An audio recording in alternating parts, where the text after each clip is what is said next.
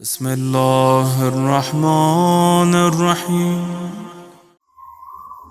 وہ امام جس کی شان میں یہ میلاد منعقد کیا گیا ہے، جو زین العابدین ہیں، عبادت گزاروں کی زینت ہے، سید الساجدین ہے، سجدہ گزاروں کا سردار ہے، جس کا نام علی ہے، علی ابن الحسین، جسے علی کہتے ہیں۔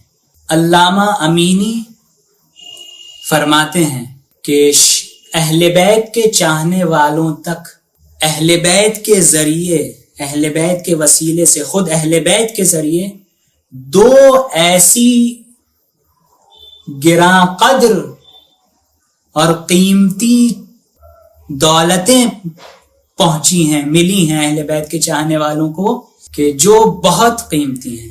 ایک وہ زیارات جو معصومین علیہم السلام سے ہم تک پہنچی ہیں، اور ایک وہ دعائیں جو معصومین علیہم السلام کے ذریعے ہم تک پہنچی ہیں، اور چوتھے امام سے تو کافی دعائیں ہیں، جو صحیفہ کاملہ ایک کتاب ہے جس میں امام کی دعائیں درج ہیں، لکھی ہوئی ہیں۔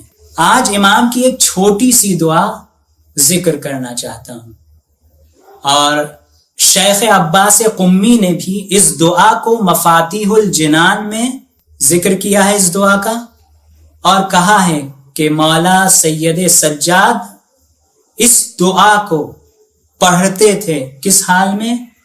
راکعاً، چاہے عبادت کی حالت میں ہوتے اور رکوع میں ہوتے تو بھی پڑھتے، ساجدن، اگر سجدے میں ہوتے تو بھی پڑھتے، قائدن، اگر کھڑے ہوئے ہوتے تو بھی پڑھتے، اور قائدن، اگر بیٹھے ہوئے ہوتے تو بھی پڑھتے تھے۔ وہ دعا کیا ہے؟ وہ دعا یہ ہے: اللہم لا تجعلنی ناسیا لذکرک فیما اولیتنی، بار الہ مجھے اپنے ذکر کو فراموش کرنے والوں میں سے قرار نہ دے، مجھے اپنی یاد، اپنے ذکر کے فراموش کرنے والوں میں سے قرار نہ دے۔ نسیان، اس جملے میں نسیان کا لفظ آیا ہے۔ نسیان کسے کہتے ہیں؟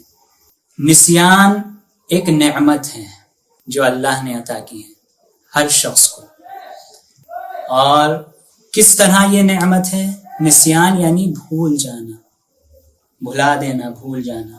کس طرح کہ اگر یہ نعمت نہ ہوتی تو کوئی بھی انسان، ہر انسان اپنی زندگی میں کوئی داغ دیکھتا ہے، کوئی مصیبت دیکھتا ہے، اگر یہ نعمت نسیان نہ ہوتی تو کوئی بھی انسان اپنی زندگی میں جو داغ دیکھا، اس نے جو مصیبت دیکھی ہے، اسے کبھی بھلا نہ سکتا۔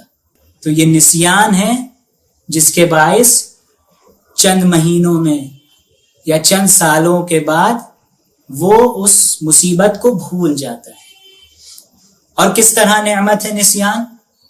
اس طرح کہ اگر یہ نعمت اللہ نہ دیتا تو انسان جو دوسروں کے حق میں نیکی کرتا ہے، بھلائی کرتا ہے، اسے ہمیشہ یاد رکھتا اور اسے جتاتا رہتا۔ تو یہ نسیان ہے جس کے باعث انسان دوسروں کے ساتھ جو نیکی کرتا ہے اسے بھی کچھ وقفے کے بعد، کچھ مدت کے بعد بھلا دیتا ہے۔ راغب اصفہانی فرماتے ہیں کہ نسیان دو طرح کا ہے۔ ایک نسیان ہے جو اختیاری نہیں ہوتا، یعنی انسان جان بوجھ کر جو بھولتا ہے وہ ہے نسیان اختیاری، لیکن ایک نسیان ہے جو غیر اختیاری ہے، سہون، انسان بھول جاتا ہے۔ مثلا نماز انسان جان بوجھ کر ترک نہیں کی، سہون بھول گیا، یہ ہے نسیان غیر اختیاری۔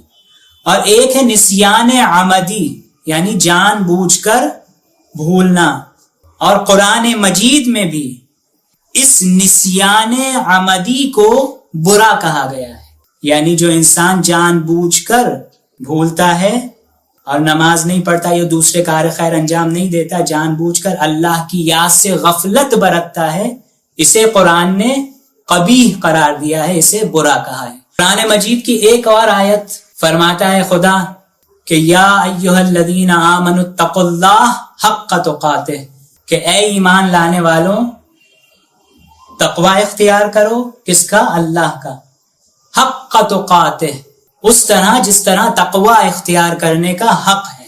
تو کسی نے پوچھا چھٹے امام حضرت امام جعفر صادق علیہ السلام سے کہ مولا یہ حق تقاتہ کیا ہے؟ تو امام فرماتے ہیں حق تقاتہ یہ ہے کہ انسان اللہ کو یاد رکھے، اللہ کی عبادت کرے بغیر عصیان کے، بغیر گناہ کے۔ آگے فرماتے ہیں کہ انسان اللہ کی نعمتوں کا شکر ادا کرے بغیر نسیان کے، اللہ اکبر، عبادت کرے بغیر گناہ کے، نعمت کا شکر ادا کرے بغیر نعمت کے بھولے ہوئے۔ اور اسی طرح امام نے ایک چیز اور آگے فرمائی، تو اب یہ کون دعویٰ کر سکتا ہے کہ وہ اللہ کی عبادت بغیر عصیان کے کر سکتا ہے، کرتا ہے، اور اللہ کی نعمتوں کا شکر بغیر نسیان کے بجا لاتا ہے؟ سوائے معصومین علیہم السلام کے کوئی اور نہیں جو یہ دعویٰ کر سکے۔ اور یہ جو امام نے پہلا فقرہ ارشاد فرمایا، پہلا جملہ، اللہم لا تجعلنی ناسیا لذکرک فیما اولیتنی، تو خدا نخواستہ کیا امام کبھی ذکر خدا سے غافل ہوتے تھے؟ یاد خدا سے کبھی امام غافل ہو سکتے ہیں؟ نہیں، بلکہ امام یہ جو فرما رہے ہیں یہ ہمارے لیے فرما رہے ہیں کہ دیکھو اگر اللہ کی بارگاہ میں کبھی دعا کرو تو ادب دعا یہ ہے کہ اس طرح دعا کرو، جن جملات کا سہارا لے کر دعا کرو اس طرح دعا کرو، اس طرح اللہ سے کہو کہ بار الہ مجھے اپنی یاد کے فراموش کرنے والوں میں شمار نہ کرنا کبھی، اس طرح دعا کرو۔ آگے دوسرا جملہ ہے امام کا کہ ولا غافلا لإحسانک فیما اعطیتنی، اور بار الہ جو تو نے مجھ پر احسان کیے ہیں اور جو نعمتیں مجھے عطا کی ہیں ان سے کبھی غافل مت کرنا، مجھے ان کے شکر سے کبھی مجھے غافل مت کرنا۔ یہاں پر چند جملے پیش کرنا چاہتا ہوں۔ کسی نے امام سے سوال کیا کہ مولا اللہ جو نعمت عطا کرتا ہے تو ہم کیسے اس کی حفاظت کر سکتے ہیں؟ اور یہاں پر ایک بات اور عرض کرنا چاہتا ہوں کہ معصومین علیہم السلام اور رسول اکرم ایک مرتبہ رسول جا رہے تھے، اپنی سواری پر سوار تھے، امام نے کیا کہا کہ مجھے جو احسان تو نے ہم پر کیے ہیں ان کی یاد سے، ان کے شکر سے کبھی غافل مت کرنا۔ ایک مرتبہ رسول جا رہے ہیں، سواری پر ہیں، 5 مرتبہ سواری سے اترتے ہیں رسول اور سجدے میں سر رکھ کر شکر ادا کرتے ہیں۔ اسی طرح امام کاظم علیہ السلام جا رہے تھے، چاہنے والے ساتھ تھے امام کے، امام سواری سے اترے، امام نے سجدہ کیا اور شکر ادا کیا۔ تو اس طرح معصومین علیہم السلام تربیت کر رہے ہیں چاہنے والوں کی کہ دیکھو کس طرح اللہ کی نعمتوں کا شکر ادا کیا جائے۔ ٹھیک ہے، اللہ نے جب کوئی نعمت عطا کی تمہیں، اس وقت بھول گئے تم اس کا شکر ادا کرنا، تو جس وقت یاد آئے فوراً اس نعمت کا شکر ادا کرو۔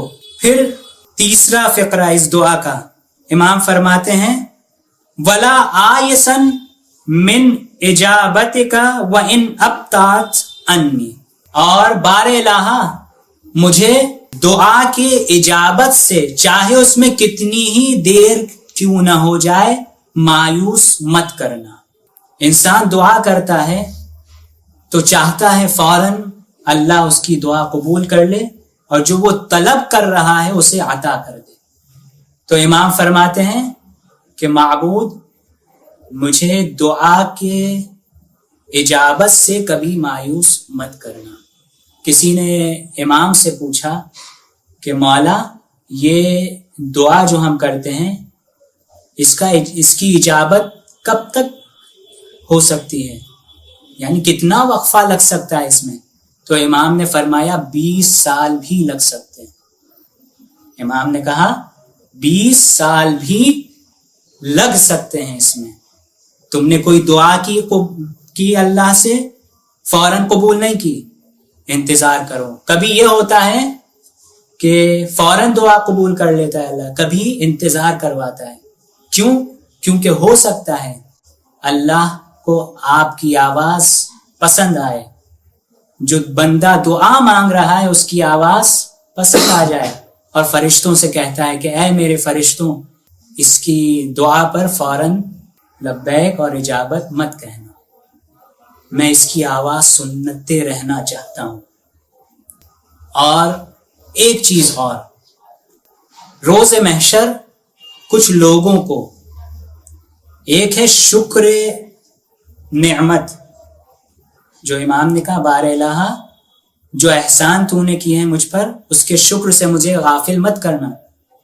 یہاں پر ایک بات اور عرض کرنا چاہتا ہوں کہ روز محشر کچھ لوگوں کو لایا جائے گا اور اللہ کہے گا کہ ان پر عذاب نازل کیا جائے، ان کو عذاب میں مبتلا کیا جائے۔ تو وہ لوگ کہیں گے کہ بار الہ کیا وجہ ہے اس کی؟ ہم تو جب بھی تو نے ہمیں کوئی نعمت عطا کی اس کا شکر ادا کرتے تھے۔ تو اللہ فرمائے گا، بس انہی جملوں پر ختم کر رہا ہوں، اللہ کہے گا کہ نعمت پر شکر ادا کرنا کمال نہیں ہے، بلکہ جس واسطے سے وہ نعمت ملی ہے اس کا بھی شکر ادا کرنا چاہیے۔ ہمیں جو نعمتیں ملتی ہیں محمد و آل محمد علیہ السلام کے واسطے سے ملتی ہیں، تو اگر ہم صرف نعمت کا شکر ادا کریں گے تو یہ ناانصافی ہوگی۔ ہمیں نعمت کے شکر کے ساتھ ساتھ اس واسطے کا بھی شکر ادا کرنا ہے کہ جس واسطے سے ہمیں نعمت ملی ہے۔